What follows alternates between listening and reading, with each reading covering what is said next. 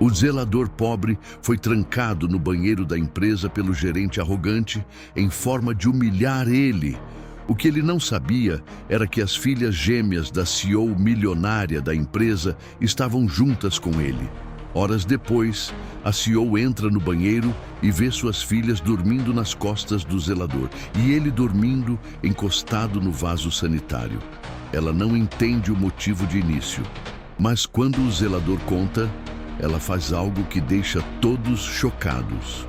Arthur sentia o peso do dia nas costas, uma dor familiar que se instalava entre as omoplatas e descia pela coluna.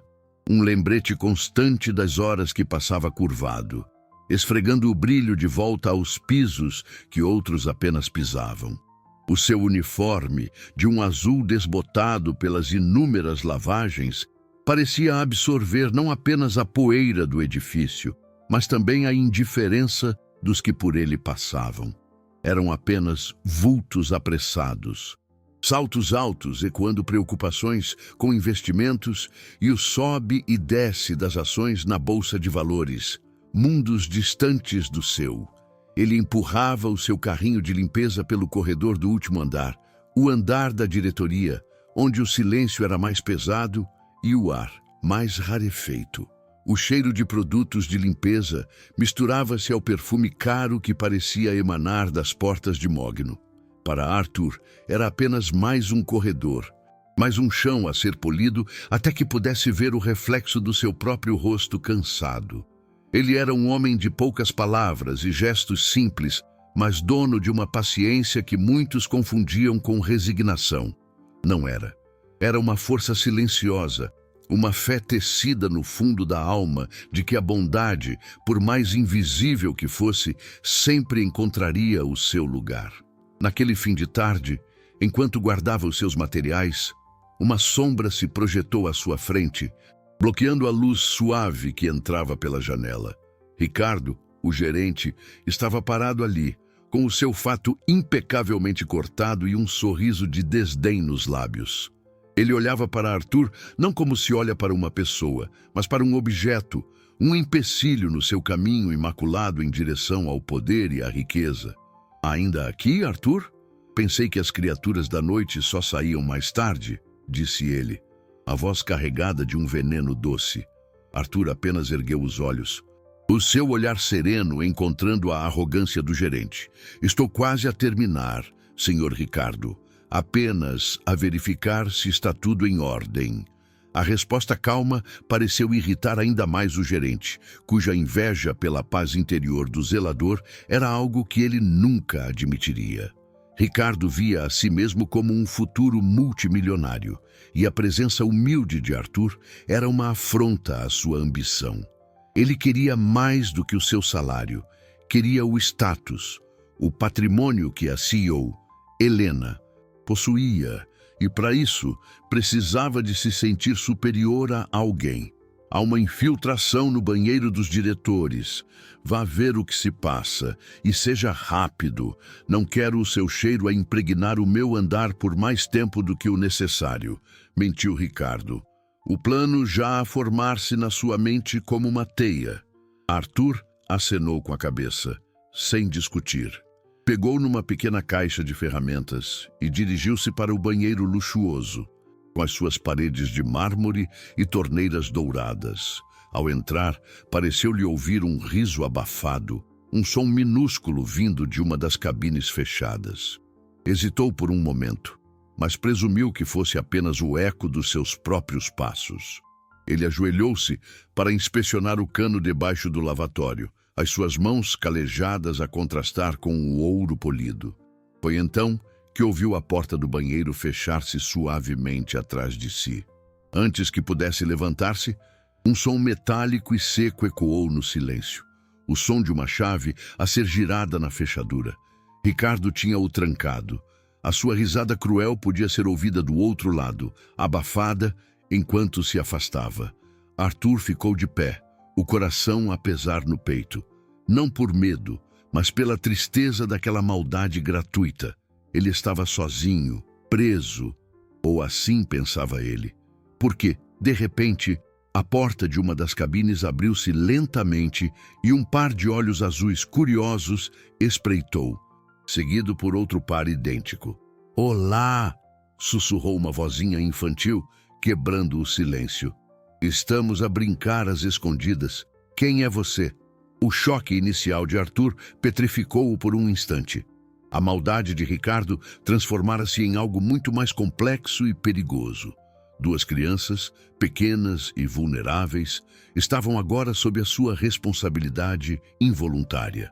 Ele ergueu-se lentamente, os joelhos a estalarem em protesto, e ofereceu-lhes o sorriso mais sereno que conseguiu encontrar. "Olá!"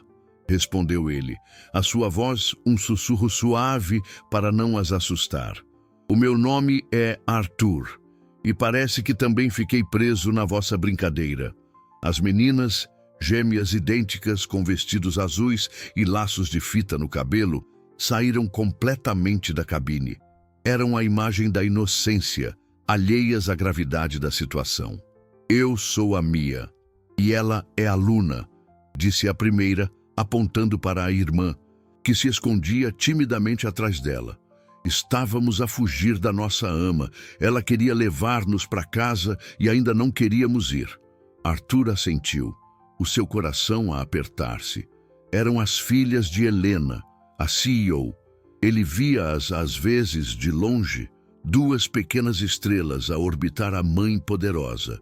Uma mulher que comandava um império de negócios e cujo patrimônio líquido era discutido em sussurros admirados pelos corredores.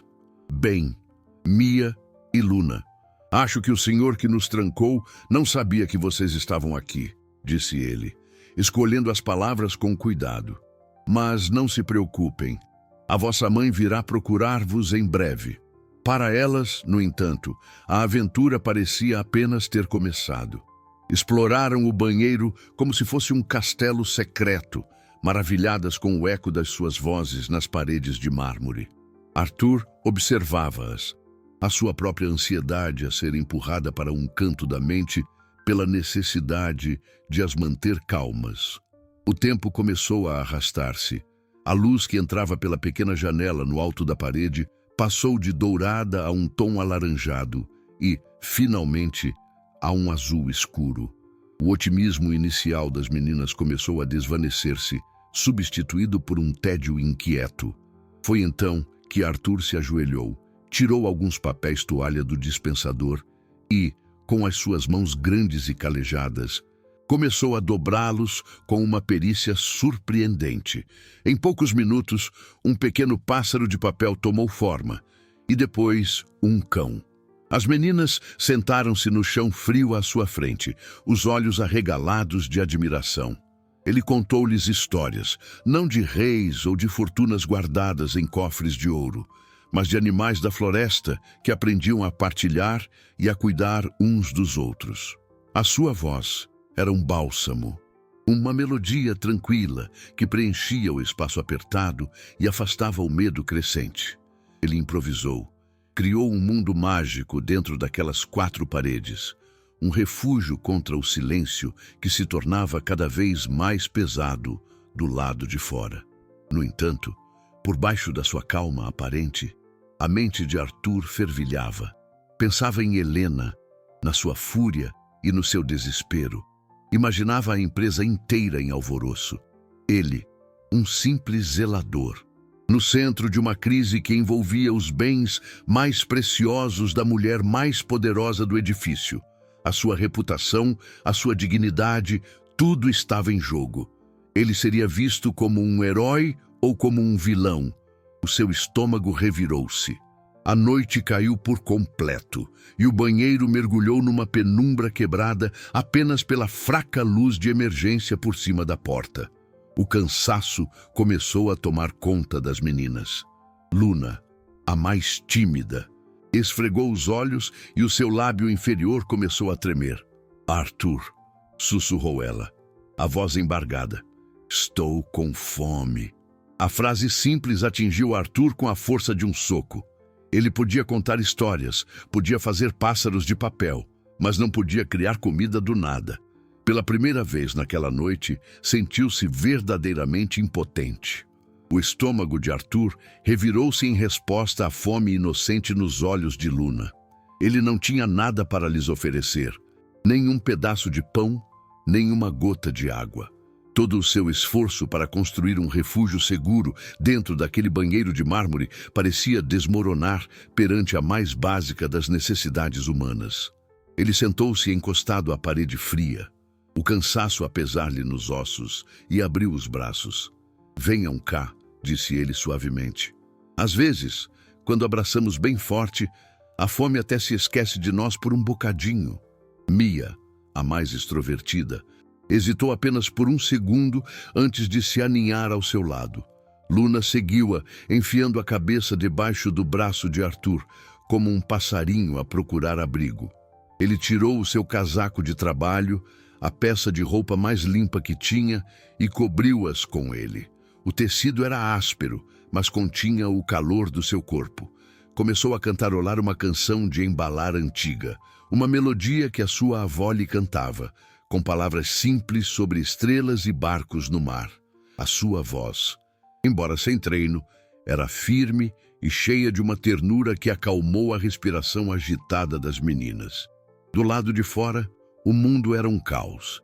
Helena movia-se pelos corredores da sua própria empresa como um fantasma furioso. O seu império, construído com uma mente afiada para os negócios e uma gestão implacável do seu capital, parecia agora uma prisão de vidro e aço. De que valia toda a sua fortuna? Os seus investimentos em criptomoedas ou as suas ações em alta na bolsa de valores, se não conseguia encontrar as suas filhas? Cada segundo era uma tortura.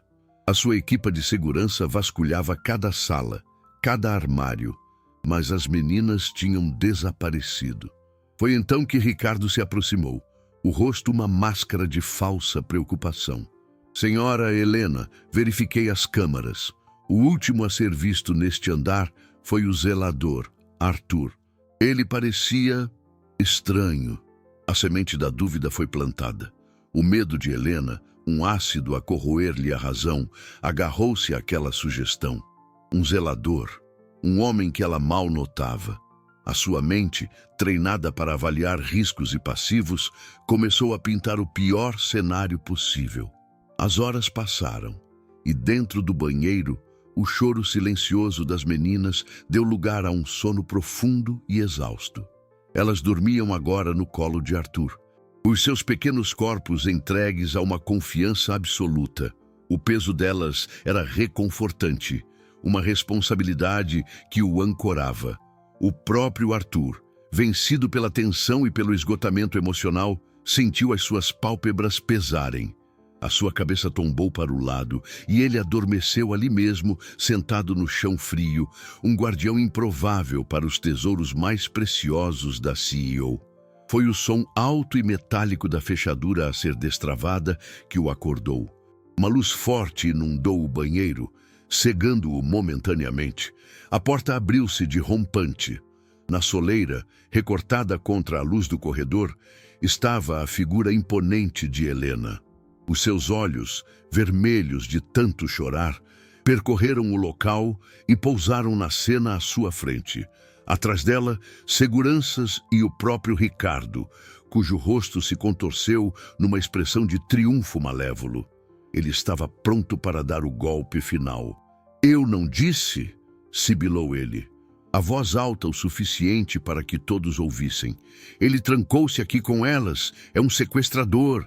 A acusação pairou no ar, cortante como vidro. Arthur permaneceu imóvel, o coração a bater descontroladamente no peito. Mas Helena não gritou, não correu para as filhas.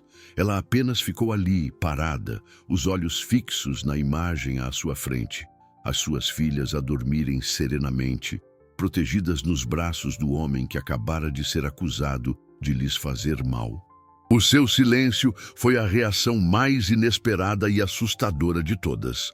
O silêncio no banheiro era tão denso que parecia ter uma presença física.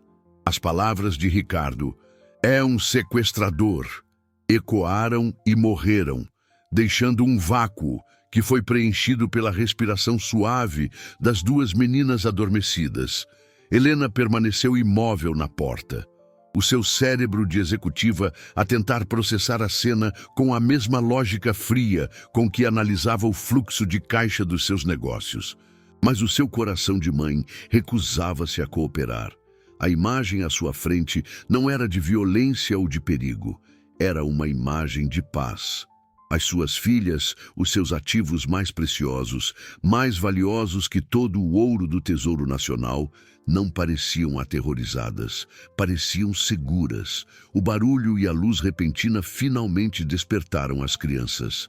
Mia bocejou, esfregando os olhos, e olhou para cima, para o rosto cansado de Arthur.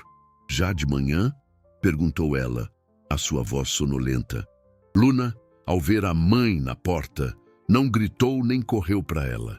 Em vez disso, apertou-se mais contra o peito de Arthur, como se procurasse refúgio da agitação que a sua mãe trouxera consigo. Esse pequeno gesto foi um golpe para Helena e uma contradição flagrante à acusação de Ricardo. Ele, no entanto, não se deixou abalar. Deu um passo em frente, o seu rosto uma máscara de indignação calculada. "Senhora Helena, temos de chamar a polícia. Este homem é um perigo." Manteve as suas filhas reféns durante horas. Pense no que poderia ter acontecido. A sua voz era alta, performática, destinada não apenas a Helena, mas aos seguranças e aos poucos funcionários curiosos que se aglomeravam no corredor. Ele estava a construir a sua narrativa, a espalhar a sua mentira antes que a verdade tivesse a oportunidade de calçar os sapatos. Arthur, ainda atordoado pelo sono e pela situação surreal, tentou levantar-se, mas o movimento assustou Luna, que começou a choramingar. Ele parou imediatamente, a sua preocupação com a menina a sobrepor-se ao seu próprio medo. "Senhora", começou ele, a voz rouca. "Eu não..." Ele trancou a porta. "O senhor Ricardo. Eu não sabia que elas estavam aqui. Juro." As suas palavras saíram tropeçadas, desprovidas da eloquência e da confiança que o mundo dos negócios de Helena valorizava. Soavam como as desculpas débeis de um culpado. Helena finalmente moveu-se. Caminhou lentamente até eles, os saltos dos sapatos a fazerem um som agudo no mármore. Ajoelhou-se, ignorando Arthur por um momento, e tocou no rosto das filhas. "Está tudo bem, meus amores. A mamãe está aqui." As meninas, finalmente, soltaram-se de Arthur e abraçaram a mãe. Mas enquanto o faziam, Mia olhou por cima do ombro de Helena e disse, com uma clareza infantil que cortou o ar: "O Arthur contou-nos histórias, mamã. Ele fez-nos pássaros de papel." Helena olhou para Arthur. O seu rosto uma mistura indecifrável de alívio, suspeita e uma emoção que ela não conseguia nomear. A sua mente estava em guerra. A razão dizia-lhe que a situação era inaceitável, uma falha de segurança catastrófica que expunha a sua família e o seu império a uma vulnerabilidade impensável. A sua intuição, no entanto, agarrava-se à serenidade que vira nos olhos das filhas. Ela levantou-se, a sua postura a mudar de mãe, preocupada para CEO no controlo. Olhou para Ricardo, depois para Arthur e depois para a pequena audiência no corredor. "Este assunto será investigado a fundo", declarou, a sua voz fria e cortante, não deixando transparecer o turbilhão de emoções que sentia. "Até lá, Arthur, está suspenso das suas funções. Entregue o seu passe de acesso à segurança. Não queremos que volte a este edifício até segunda ordem." A caminhada de Arthur para fora do edifício foi a mais longa da sua vida. Cada passo pelo corredor polido, o mesmo que ele limpara tantas vezes, parecia um arrastar de correntes invisíveis. Os olhares dos poucos funcionários que ainda ali estavam eram uma mistura de pena, curiosidade e acusação. Ele sentia as suas bochechas a arder, uma humilhação profunda que o fazia querer encolher-se até desaparecer. Na portaria, o segurança, um homem com quem partilhava um café matinal há anos, não conseguiu encará-lo nos olhos enquanto lhe pedia o passe de acesso. Aquele pequeno pedaço de plástico que representava a sua rotina, o seu sustento, a sua identidade dentro daquele mundo, foi-lhe tirado com uma formalidade fria. Ao sair para a rua, o ar da noite pareceu-lhe pesado, difícil de respirar. O autocarro para casa era um borrão de luzes e rostos anônimos. Sentou-se no fundo, a cabeça encostada à janela fria, a ver a cidade passar. Cada arranha-céus, um monumento a uma riqueza e a um poder que ele nunca conheceria, parecia zombar da sua insignificância. Enquanto Arthur se afundava na sua vergonha, Ricardo orquestrava a sua vitória. Ele não perdeu tempo. Circulou pelo escritório, parando em cada mesa onde via uma luz acesa, o seu rosto composto numa expressão de grave preocupação. Foi por pouco, dizia ele em voz baixa e conspiratória. Se eu não tivesse desconfiado e alertado a segurança, quem sabe o que aquele homem teria feito? A senhora Helena está em choque. Ele era um mestre da manipulação, a pintar um quadro em que ele era o herói vigilante e Arthur, o predador silencioso. As sementes da sua versão espalharam-se como um vírus pelo sistema de comunicação da empresa. No dia seguinte, a história já era a principal fonte de mexericos junto à máquina de café. As opiniões dividiram-se.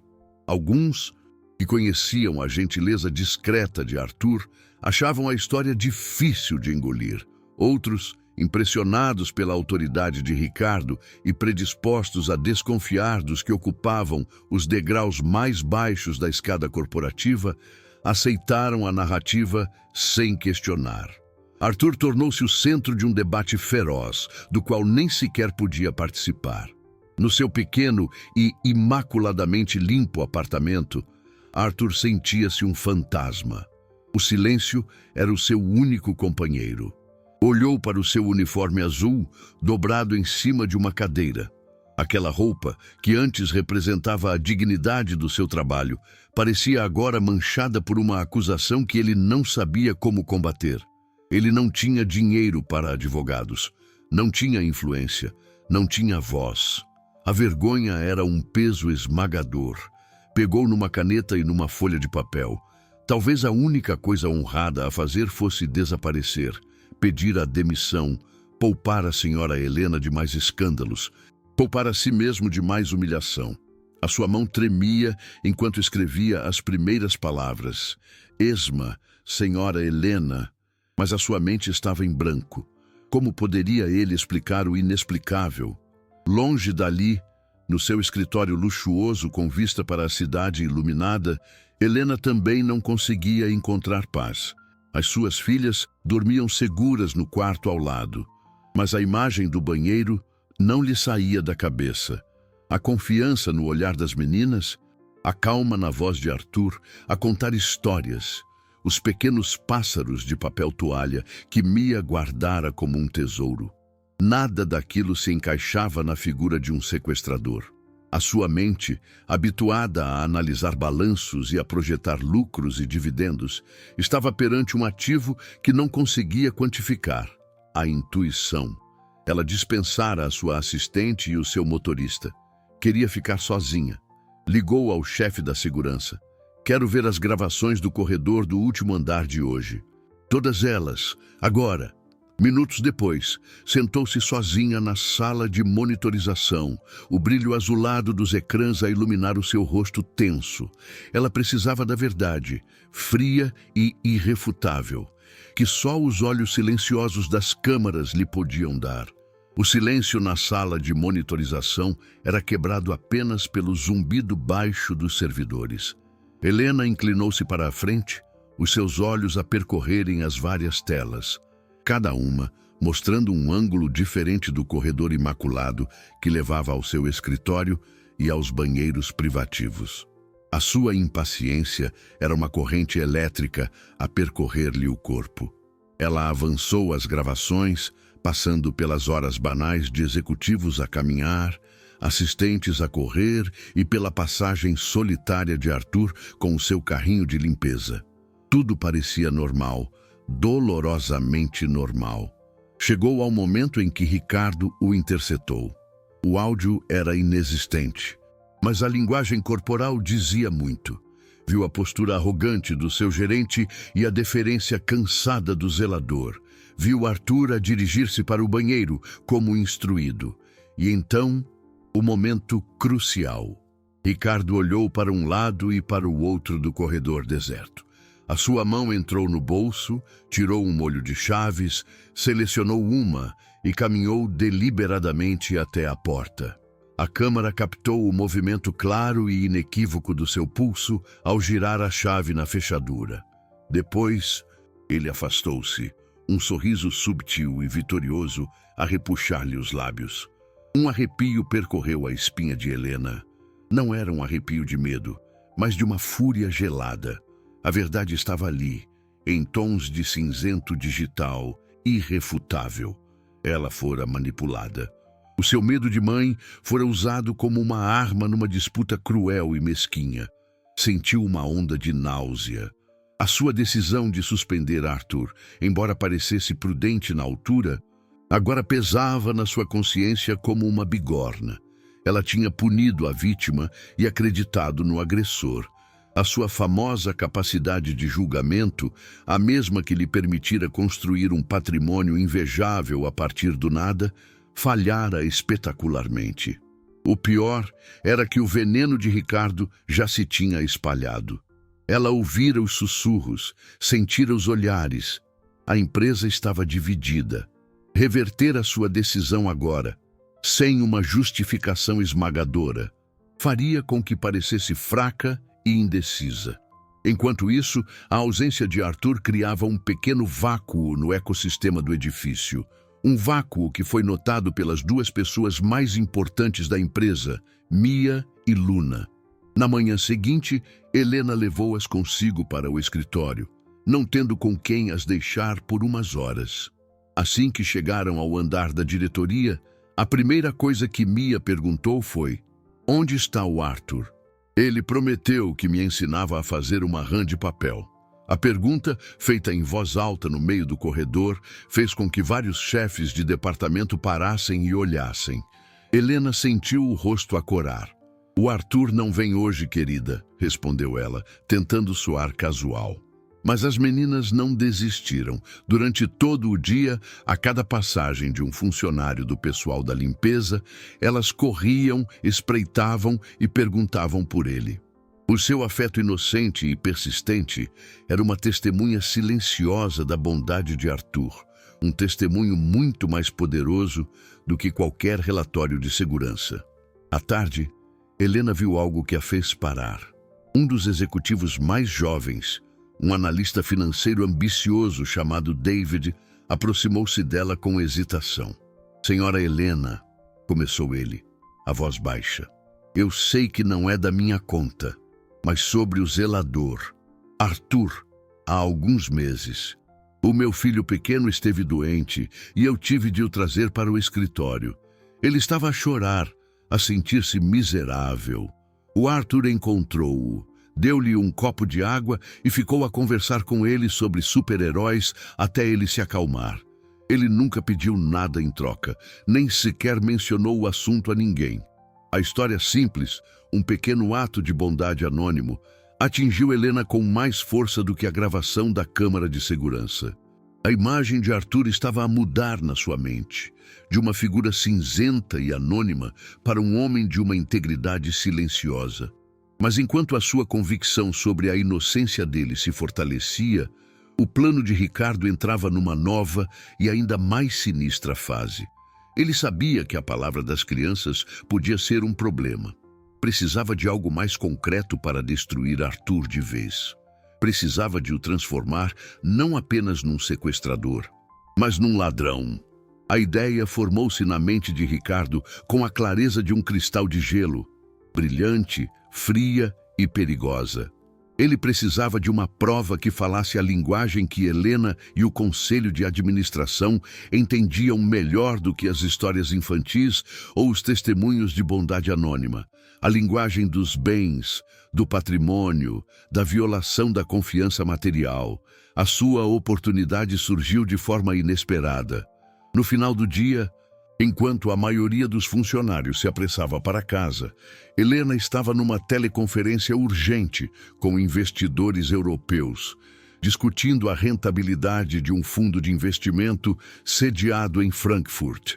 Sobre a sua mesa, entre pilhas de relatórios e um tablet a exibir gráficos de flutuações de euros, repousava a sua caneta de assinatura. Não era uma caneta qualquer. Era uma peça de colecionador, feita de ouro maciço e com um pequeno diamante incrustado no clipe. Um presente que ela própria se dera quando fechou o seu primeiro negócio multimilionário. Era um símbolo do seu sucesso, um objeto que raramente saía do seu alcance. Ricardo observou-a à distância, o coração a bater uma batida predadora. Ele esperou. Quando Helena se levantou e caminhou até a janela do seu escritório para um momento de privacidade, ainda com os auscultadores, ele agiu. Com a agilidade de quem conhece cada canto daquele andar, deslizou para dentro do escritório vazio. A sua mão, rápida e precisa, agarrou a caneta de ouro. O metal era frio e pesado, um concentrado de riqueza na palma da sua mão. Ele não hesitou, saiu do escritório com a mesma discrição com que entrara. Ninguém o viu. O seu destino era o pequeno armário de Arthur, no vestiário dos funcionários da limpeza, no subsolo. Um lugar esquecido, que continha apenas um par de sapatos velhos, um livro de bolso gasto e um casaco. Com uma chave mestra que nunca deveria ter tido, abriu a porta metálica. Enfiou a caneta no bolso interior do casaco de Arthur, empurrando-a para o fundo do forro, onde não seria facilmente encontrada por acaso. O plano era perfeito na sua simplicidade. Ele descobriria o objeto roubado dali a uns dias, durante a investigação, e selaria o destino de Arthur para sempre. Na manhã seguinte, o ponto de virada não veio da armadilha de Ricardo, mas de um lugar muito mais puro. Mia e Luna acordaram febris, uma virose infantil, nada de grave, mas o suficiente para as deixar irritadiças e chorosas. Elas recusavam o remédio, a comida e o consolo da ama. No meio de um acesso de choro, Luna sussurrou um nome. Quero o Arthur, ele canta a canção das estrelas. Helena, exausta pela noite mal dormida e pela pressão no trabalho, sentiu o seu coração a partir-se. A sua razão dizia-lhe que era um disparate, uma fantasia infantil, mas o seu instinto de mãe gritava para que ouvisse. As suas filhas, no seu estado mais vulnerável, não pediam por um brinquedo caro ou por um doce. Pediam pela presença de um homem humilde que as tinha feito sentir seguras. Num impulso que desafiava toda a lógica empresarial, ela tomou uma decisão. Procurou a ficha de funcionário de Arthur, encontrou a sua morada e, deixando a ama com instruções, saiu de casa. Ela não sabia o que ia dizer ou fazer. Sabia apenas que precisava de olhar nos olhos do homem que as suas filhas chamavam no meio da febre. Dirigiu o seu carro de luxo pelos bairros que normalmente só via da janela do seu escritório, cada quarteirão a levá-la para mais longe do seu mundo de dólares e dividendos, e mais perto de uma verdade que ela sentia que precisava de enfrentar, custasse o que custasse. O prédio de Arthur era um universo à parte do mundo de Helena. A fachada de tijolo envelhecido, com as suas varandas repletas de vasos de gerânios, contava histórias de vidas comuns, de lutas diárias e de pequenas alegrias. O cheiro no hall de entrada era uma mistura de cera de chão e do refogado de alho que vinha de alguma cozinha. Pela primeira vez em muitos anos, Helena sentiu-se uma estranha, uma intrusa. Todo o seu poder, a sua fortuna que lhe permitia mover mercados e decidir o futuro de centenas de funcionários, era inútil ali. Ela era apenas uma mãe preocupada, a subir uma escada modesta, em busca de um homem que suspendera injustamente. Com o coração a bater descompassado, parou em frente à porta 3B e hesitou. O que esperava ela conseguir com isto? Era uma loucura, uma quebra de todos os protocolos, mas a imagem dos olhos febris da sua filha não lhe saía da cabeça. Ela bateu à porta, os nós dos dedos a soarem estranhamente altos no silêncio do corredor. A porta abriu-se e Arthur apareceu. Estava a usar umas calças de algodão simples e uma camisola de lã, e nos seus pés descalços havia uma vulnerabilidade que contrastava com a sua habitual postura de trabalho. O choque nos seus olhos foi imediato, seguido por uma onda de apreensão. Ver a CEO bilionária da empresa à sua porta era tão provável como ver neve no deserto. "Senhora Helena", gaguejou ele, recuando um passo instintivamente. "Aconteceu alguma coisa? O seu apartamento, visível por cima do seu ombro, era pequeno, mas impecavelmente arrumado. Havia uma pequena estante com livros, um sofá coberto com uma manta de retalhos e uma única fotografia a preto e branco na parede. Helena pensou em todo o seu patrimônio, em cada negócio que construíra, e percebeu que nenhum dos seus bens lhe poderia comprar a tranquilidade que parecia emanar daquele espaço modesto. "Arthur, peço desculpa por aparecer assim", começou ela, a voz mais suave do que pretendia. "As minhas filhas, elas não estão bem, estão com febre e não param de chamar por si." As palavras saíram-lhe num jorro, uma confissão da sua impotência. A expressão de Arthur mudou instantaneamente. A apreensão deu lugar a uma preocupação genuína. "As meninas estão doentes?" perguntou ele, o seu tom de voz a revelar um carinho paternal que apunhalou o coração de Helena. "Mas estão bem? É grave?" Naquele momento, ele não era o funcionário suspenso a falar com a sua chefe. Era um homem preocupado com duas crianças de quem se afeiçoara. "Não é grave, apenas uma virose", respondeu Helena, sentindo um nó a formar-se na garganta. "Mas estão infelizes e teimosas, e continuam a pedir pelo homem que lhes canta a canção das estrelas." Ela olhou-o nos olhos. A sua decisão de o suspender aparecer-lhe agora uma crueldade sem tamanho. "Eu sei que o que lhe vou pedir é extraordinário", continuou ela, a sua voz a tremer ligeiramente. "É inadequado e vai contra todas as regras. Mas eu não estou aqui como sua chefe. Estou aqui como uma mãe desesperada. Arthur quer vir comigo à minha casa? Apenas por um pouco. Talvez a sua presença as acalme." O pedido pairou no ar entre eles, pesado e carregado de implicações. Ir à casa da CEO, a mulher que o humilhara publicamente, para cuidar das filhas dela, era uma proposta surreal. Ele olhou para as suas mãos calejadas, depois para o rosto ansioso de Helena. Ele era um homem simples, cuja maior aplicação financeira era a poupança para uma eventualidade. Ela era uma mulher cujo fluxo de caixa diário poderia comprar o prédio inteiro onde ele morava. A distância social entre eles era um abismo, mas a imagem de Mia e Luna, doentes e a chamar por ele, sobrepôs-se a tudo. Ele respirou fundo, a dignidade a lutar com a compaixão no seu peito. "Senhora", disse ele finalmente, a voz firme apesar do turbilhão que sentia. "Eu vou, mas tenha certeza, as pessoas vão falar. Isto pode trazer-lhe ainda mais problemas." A pergunta de Arthur, "Tenha certeza?", pairou no ar do carro de luxo durante a viagem. O silêncio entre eles não era desconfortável, mas sim preenchido por uma tensão de mundos a colidirem. Arthur olhava pela janela, a paisagem a transformar-se rapidamente dos prédios modestos e do comércio de bairro para as avenidas largas e arborizadas, ladeadas por muros altos que escondiam mansões. Cada portão de ferro forjado era uma declaração de uma fortuna que ele mal conseguia conceber. Sentia o couro macio do assento debaixo de si, um luxo que parecia quase agressivo na sua suavidade. Ele estava consciente da sua roupa simples, do cheiro a sabão e aguardado do seu casaco, num espaço que provavelmente estava habituado a perfumes importados e ao aroma de negócios fechados em milhões de dólares. Helena, por sua vez, segurava o volante com os nós dos dedos brancos.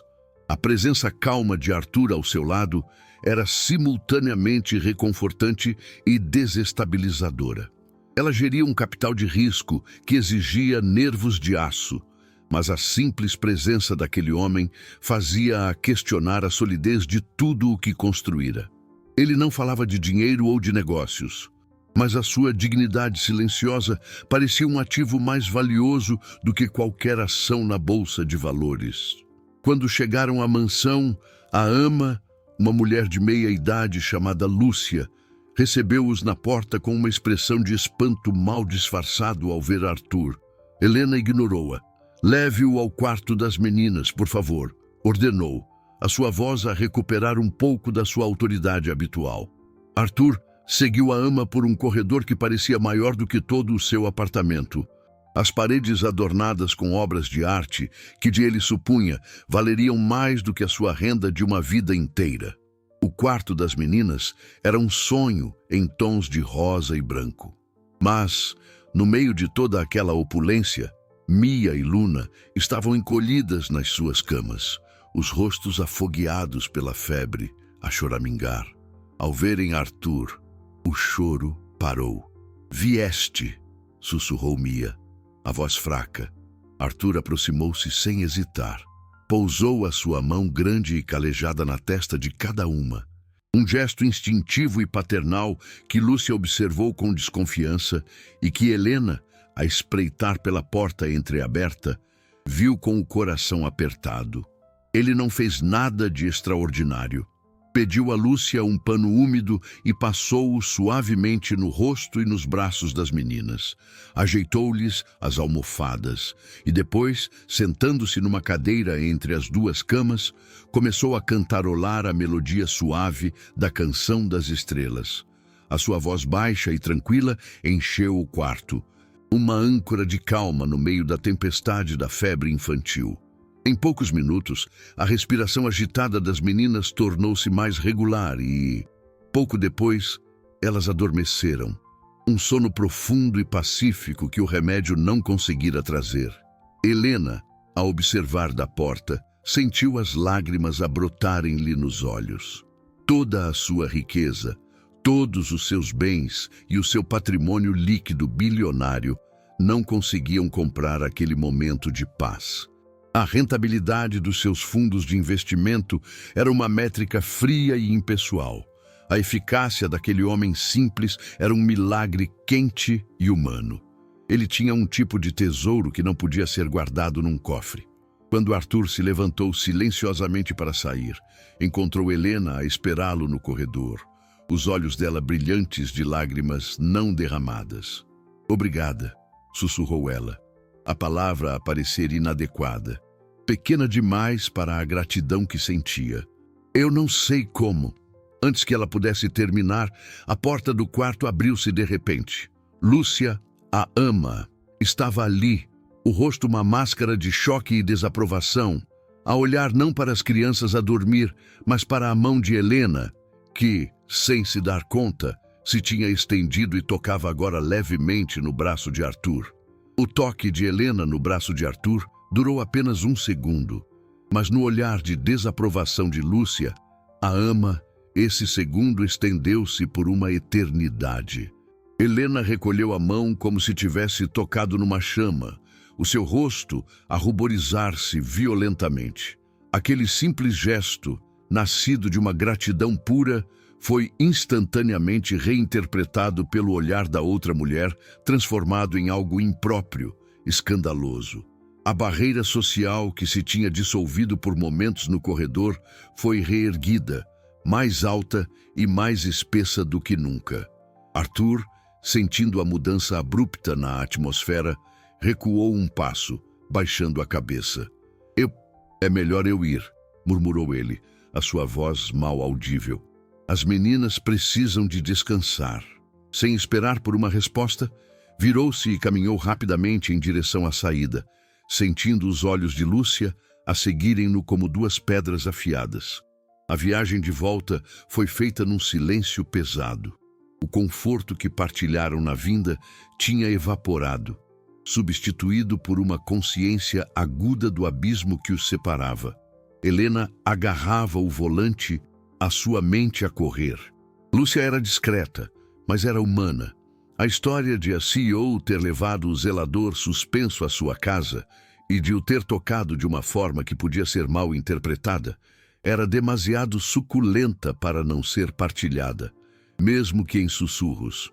A sua reputação, um dos seus ativos mais importantes, era frágil. Ela geria uma herança de negócios e um capital que dependiam da sua imagem de controlo e racionalidade. Um escândalo como este podia assustar os investidores e abalar a confiança na sua liderança.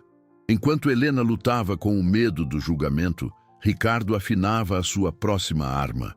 Sentado no seu escritório, ele fez uma chamada para um dos membros mais antigos e conservadores do Conselho de Administração, um homem que via a empresa não apenas como um negócio, mas como um bastião de tradição. Alberto, peço desculpa pela hora, começou Ricardo, a sua voz a pingar uma falsa preocupação. Estou apenas preocupado com a Helena. Este incidente com o zelador parece tê-la afetado mais do que ela admite. Tomou a decisão correta ao suspendê-lo, mas a sua hesitação em encerrar o assunto é preocupante.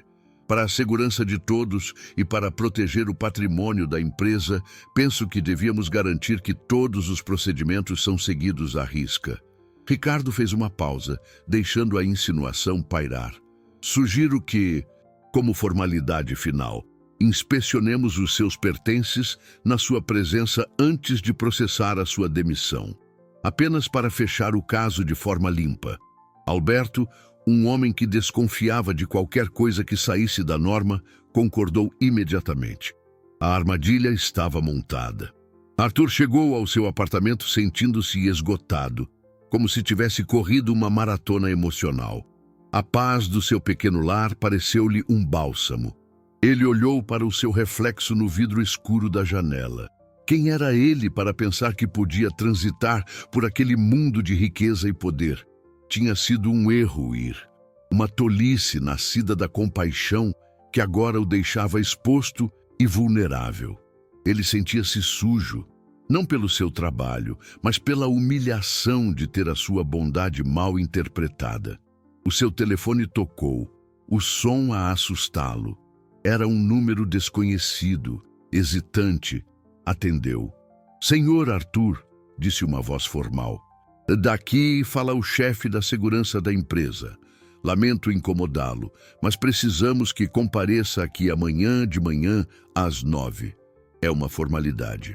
O senhor Ricardo solicitou que o seu armário fosse esvaziado na sua presença para finalizar o processo da sua suspensão. É apenas para garantir que tudo é feito de acordo com as regras. O sangue de Arthur gelou.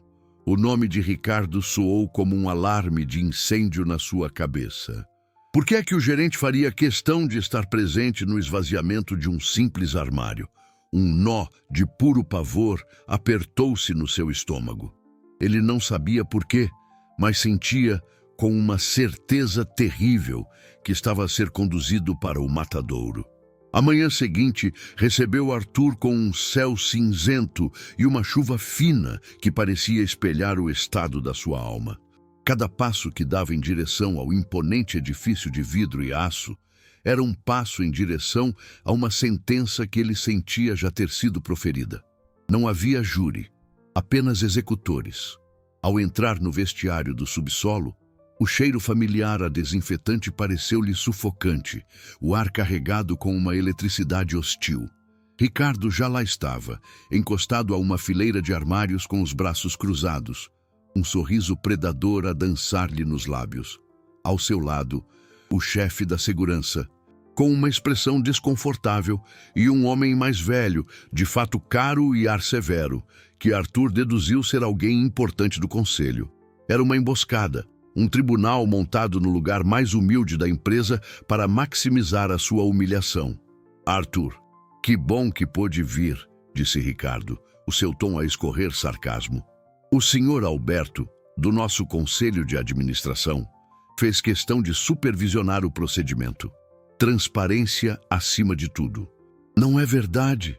Arthur apenas acenou, o nó no seu estômago a apertar-se tanto que mal conseguia respirar. A porta do vestiário abriu-se novamente e Helena entrou. A sua presença inesperada sugou o pouco ar que restava na sala. Ela não olhou para Ricardo nem para Alberto. Os seus olhos fixaram-se em Arthur, e neles ele viu um turbilhão de emoções contraditórias. Culpa, dúvida, medo. Ela estava ali porque se sentia responsável. Porque a sua ida à sua casa na noite anterior tinha, de alguma forma, desencadeado esta caça às bruxas. A sua mente de CEO, treinada para mitigar riscos e proteger os ativos da empresa, dizia-lhe que devia manter-se à distância. Mas o seu coração de mãe, que testemunhara a bondade daquele homem, recusava-se a abandoná-lo. Prossigam, disse ela, a sua voz mais firme do que se sentia, encostando-se à parede do fundo. Uma observadora silenciosa cujo veredito final todos aguardavam. Com as mãos a tremer, Arthur girou a pequena chave na fechadura do seu armário. A porta de metal rangeu ao abrir-se, revelando o conteúdo da sua vida de trabalho. Um par de sapatos gastos, um livro de capa amarelada e o seu casaco de trabalho dobrado. Era um retrato da simplicidade, a antítese da ganância. Ricardo soltou uma risada impaciente. Vamos, Arthur, não temos o dia todo. Ele deu um passo em frente, afastando Arthur bruscamente. Deixe-me ajudar. A sua mão mergulhou no bolso interior do casaco. Por um instante, o seu rosto mostrou uma surpresa genuína, como se não esperasse que a sua própria armadilha funcionasse tão bem. E então, lentamente, ele retirou a mão. Entre os seus dedos, a caneta de ouro de Helena brilhou sob a luz fria das lâmpadas fluorescentes, o diamante a cintilar como uma lágrima de gelo. O senhor Alberto soltou um murmúrio de choque. O chefe da segurança empalideceu. O mundo de Arthur desabou. O silêncio que se seguiu foi mais alto do que um grito. Não havia nada que ele pudesse dizer. A perfeição da armadilha estava na sua simplicidade esmagadora. Ele olhou para Helena, os seus olhos a implorarem-lhe que visse para além daquela prova fabricada. O cérebro de Helena processou a informação com uma velocidade brutal. Era a sua caneta. Um bem de valor incalculável, um símbolo da sua fortuna. A lógica era fria e implacável. O objeto estava na posse dele. Logo, ele era um ladrão. Mas o seu coração recusava-se a aceitar. Lembrava-se do som da sua voz a cantar para as suas filhas, da gentileza nas suas mãos ao passar o pano úmido nas suas testas febris. Ela olhou para o rosto de Arthur. Não havia culpa ali, nem desafio. Apenas uma dor infinita. A dor de um homem inocente a ver a sua dignidade a ser-lhe arrancada em frente aos seus olhos. Ricardo virou-se para ela, o seu rosto a transbordar de um triunfo venenoso, a sua voz alta para que todos ouvissem. Então, Helena, acho que isto encerra o assunto de vez. Um ladrão que se aproximou das suas filhas. O tempo pareceu congelar naquele vestiário úmido do subsolo. A caneta de ouro na mão de Ricardo era um sol malévolo, a atrair o olhar de todos, a queimar a última réstia de esperança de Arthur. A acusação de Ricardo, um ladrão que se aproximou das suas filhas, foi a pá de cal, a ligação calculada entre a suposta ganância e uma ameaça velada, desenhada para encurralar Helena na sua dualidade de CEO e mãe. Arthur, por sua vez, sentiu uma exaustão tão profunda que as suas pernas fraquejaram. Ele não tentou gritar a sua inocência. Qual seria o propósito? A sua palavra, a palavra de um zelador. contra a evidência material de um crime contra a mulher mais poderosa da cidade. Ele apenas abanou a cabeça lentamente, os olhos fixos em Helena, um apelo mudo que transcendia as palavras. "Não fui eu", sussurrou ele, a voz tão baixa que foi quase engolida pelo silêncio acusatório. Helena sentiu o peso de 3 pares de olhos sobre si, o triunfo nos de Ricardo, a severidade nos de Alberto, o desespero nos de Arthur. A sua mente, a máquina de calcular riscos e lucros, entrou em sobrecarga. Despedir Arthur era a jogada óbvia, a manobra de gestão de crise que qualquer manual de negócios recomendaria. Protegeria a empresa, reafirmaria a sua autoridade, apaziguaria o conselho, seria um passivo eliminado, um risco contido. O seu patrimônio, construído sobre uma reputação de decisões implacáveis, exigia-o. Mas por detrás dos números e das projeções de perdas e ganhos, outras imagens invadiam a sua mente. A imagem das suas filhas a dormirem, os rostos serenos, sob o som da voz tranquila de Arthur. A lembrança do seu toque gentil, da sua preocupação genuína. Aquele homem não tinha a alma de um ladrão. A sua riqueza não estava em ouro ou em ações. Estava na sua bondade, um capital humano que ela estava a começar a entender ser o mais valioso de todos. Ela olhou para a caneta, depois para o rosto de Ricardo. A sua expressão era demasiado perfeita. O seu triunfo demasiado rápido. Era como um negócio bom demais para ser verdade. Uma rentabilidade suspeita que escondia um esquema fraudulento. E então, como uma peça de um puzzle a encaixar-se no lugar, ela lembrou-se da gravação da câmara de segurança. A imagem de Ricardo a trancar a porta do banheiro, o seu sorriso secreto. Aquilo não fora um erro. Fora o primeiro passo de um plano. Este era o segundo. Num instante, a guerra dentro dela acabou. Uma clareza fria e cortante tomou conta da sua mente.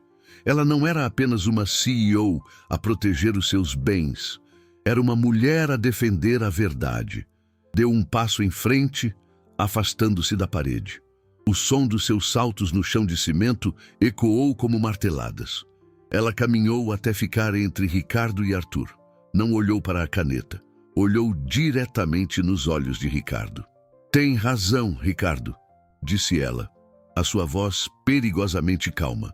"Isto encerra o assunto." Ricardo permitiu-se um sorriso de vitória. Alberto acenou com a cabeça, satisfeito. Helena virou-se então para Arthur e, para espanto de todos, estendeu-lhe a mão. Mas não da maneira que pensa. O seu olhar voltou para Ricardo, agora com a força de um laser.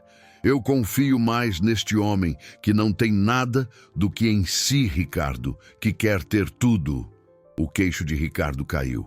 Alberto deu um passo em frente, a gaguejar. "Helena, o que está a dizer? A prova está na sua mão." Helena ignorou-o. O seu foco estava inteiramente em Ricardo, cujo rosto passara do triunfo para o choque e, depois, para o pânico.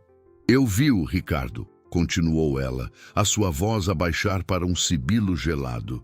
"Eu vi-o a trancar a porta. E agora vamos descobrir quem é o verdadeiro ladrão nesta sala." A declaração de Helena caiu no ar viciado do vestiário como uma pedra num lago silencioso, criando ondas de choque que atingiram a todos. Ricardo ficou boquiaberto, a sua tez a passar de um vermelho de fúria para um branco pálido de pânico. Alberto, o membro do conselho, deu um passo em frente a gaguejar. "Helena, seja razoável. Isto é um impulso. A sua caneta, o patrimônio da empresa, a nossa reputação." Mas Helena já não ouvia a linguagem fria dos negócios. Ela olhou para o rosto chocado de Ricardo e viu a podridão por detrás da fachada de lealdade. Ela olhou para a dignidade ferida de Arthur e viu um tesouro de integridade que nenhum balanço financeiro poderia jamais quantificar. "A reputação da nossa empresa", respondeu ela, a sua voz a cortar o ar como um diamante, "baseia-se na verdade. E é exatamente isso que todos vão ouvir agora."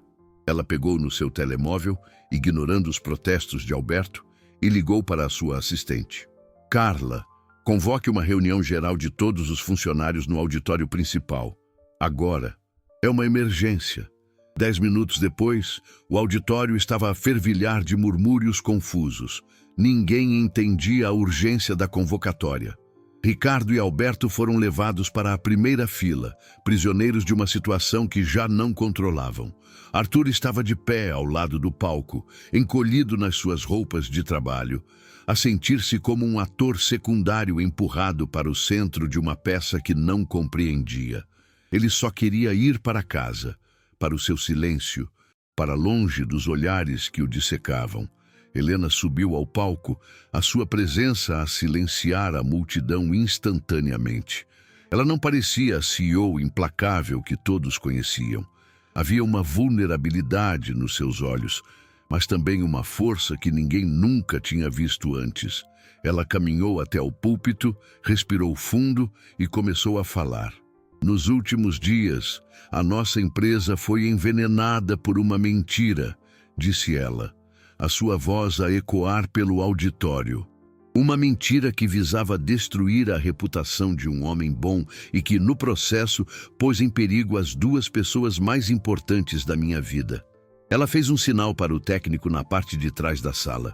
O ecrã gigante atrás dela, normalmente usado para apresentar projeções de lucros e estratégias de investimento, acendeu-se. A imagem granulada a preto e branco do corredor do último andar apareceu, silenciosa e fantasmagórica. A multidão prendeu a respiração. Viram Ricardo a confrontar Arthur. Viram Arthur a entrar no banheiro. E então, viram Ricardo a olhar furtivamente para os lados antes de tirar a chave e trancar a porta. Um suspiro coletivo percorreu o auditório. A imagem congelou no sorriso de desprezo de Ricardo. A evidência era brutal, inegável. O silêncio que se seguiu foi pesado, esmagador. Todas as cabeças se viraram para Ricardo, cujo rosto era uma máscara de horror. Ele tentou levantar-se para se justificar, mas as suas pernas não lhe obedeceram. Helena deixou o silêncio pairar por mais um momento, permitindo que a verdade se instalasse. Então, a sua voz, agora cheia de uma fúria fria e controlada, cortou o ar. Você não apenas humilhou um homem inocente, como colocou em risco as minhas próprias filhas. Ela olhou diretamente para ele. O seu olhar um veredito final. Já ele, continuou ela, a sua voz a suavizar-se enquanto se virava e estendia a mão para Arthur. Quando ninguém estava olhando, cuidou delas como um pai cuidaria. Nesse exato momento, como se tivessem sido ensaiadas por um anjo, as portas laterais do auditório abriram-se e Mia e Luna, trazidas pela assistente de Helena, correram para o palco. Arthur!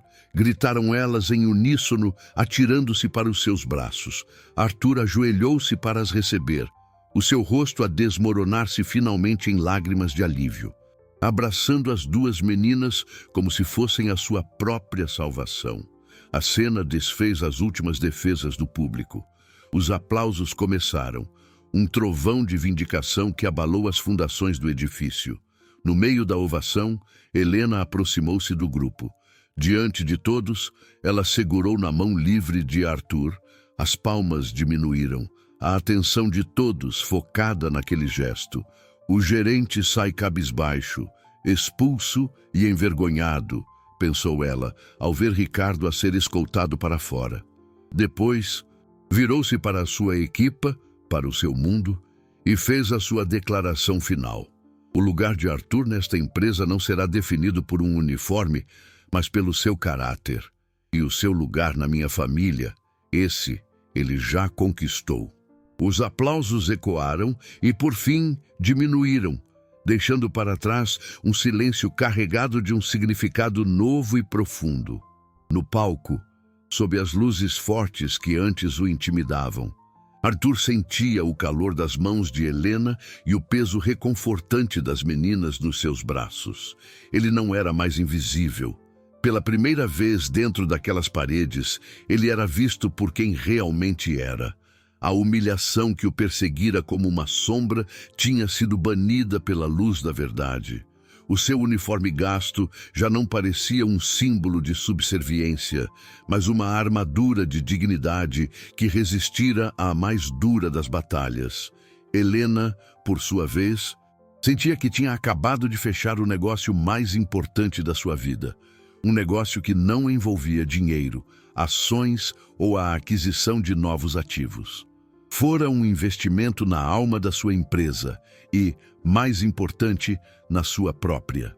Ela olhou para a multidão e viu não apenas funcionários, mas pessoas, cada uma com as suas próprias lutas silenciosas, e compreendeu que a verdadeira fortuna de um líder não se media pelo seu patrimônio líquido, mas pela sua capacidade de inspirar lealdade através da justiça e da compaixão. Mais tarde, no silêncio do seu vasto escritório, onde antes só se falava de juros e dividendos, Helena pediu a Arthur que se sentasse.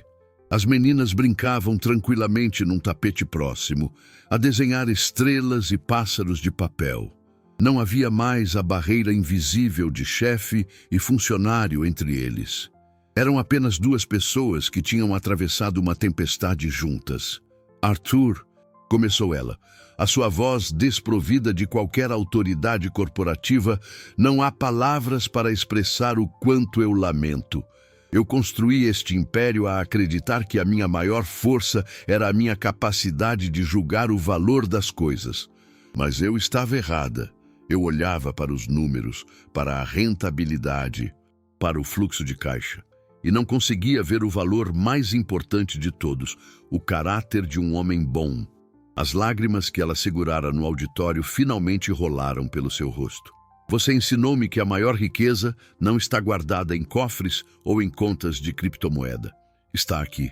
Ela pousou a mão sobre o coração. Arthur, que nunca se sentira tão à vontade naquela sala, ofereceu-lhe um sorriso sereno. Senhora Helena, a única coisa que sempre tive foi a minha fé de que a bondade encontra sempre o seu caminho. Às vezes, o caminho é apenas mais longo e mais difícil. Ele não sentia raiva, apenas uma paz profunda. A sua inocência fora provada, mas mais do que isso, a sua visão do mundo fora validada. Ele aceitou a sua oferta de um novo cargo, não um de poder ou de grande destaque, mas um que lhe permitiria fazer o que fazia de melhor, cuidar das pessoas. Ele seria o novo diretor da Fundação de Bem-Estar dos Funcionários, um papel criado para ele, para garantir que ninguém mais se sentisse tão pequeno e desamparado como ele se sentira. Ao anoitecer,